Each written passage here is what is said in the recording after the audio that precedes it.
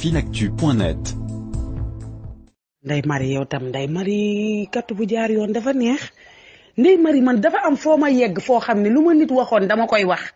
duma ko tey man sama jëkkër lu may nëbb si moom rek moom bu katt gi neexee dama koy wax ndax xam naa moom durant fi muy nampee sama ween bi téye beneen cus bi fa laa fay nekk déliré commencé di wax ndax man damay téen rek di wax yu neex nag lu ne lay wax yàlla bu ma wàcc commencé nuuru buuj bi la ilaha illallah te man nuuru buuj dama cee am bu ma tàmm dama bëgg ngay nuuru waare jëlaale sa loxo bi teg ko ci sama coppar bi mel ni lu koy baaja ndànk nag ndànk la ilaha illallah léeg-léeg nga jël di ma katt ci làmmiñ dugal làmmiñ bi muy dugg ki génn nga may katt ci làmmiñ des fois mu boole sama coppar bi ba mu nekk benn kii mu mel ni ku koy nàmp la ilaha illallah ay Ndeye Marie loolu damay wax bay yuuxu dama naan lii man mënatul nekk lii ndax kattu la wala man dama nekk wala man dama feebar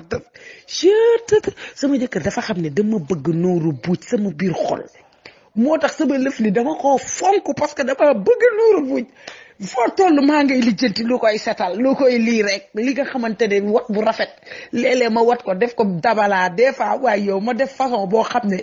mooy loolu nga xam ne man su ma ràccee ubbi te nag man li problème bi mooy dama bariwul kersa man dama bëgg boo may maccal man damay bëgg di xoolaale sa kooy bi mu taxaw noonu man kooy bi su ma ko gisul du ma excité wu loolu lu doy waar a ngi noonu man moo tax mënuma laalante ci lëndam man foog ma gis kooy bi mu taxaw yaa ngi dégg rëdd farat Ndeye Marie yow tam Ndeye Marie kat bu jaar yoon dafa neex Ndeye Marie man dafa am foo ma yegg foo xam ne lu ma nit waxoon dama koy wax duma ko tey man sama jëkkër lu may nëbb si moom rek moom bu katt gi neexee dama koy wax ndax xam naa moom durant fi muy nampee sama ween bi téye beneen cus bi fa laa fay nekk déliré commencé di wax ndax man damay téen rek di wax yu neex nag lu ne lay wax yàlla bu ma wàcc commencé nuuru buuj bi la ilaha illallah te man nuuru buuj dama cee am bu ma tàmm dama bëgg ngay nuuru waare jëlaale sa loxo bi teg ko ci sama coppar bi mel ni lu koy baaja ndànk nag ndànk la ilaha illallah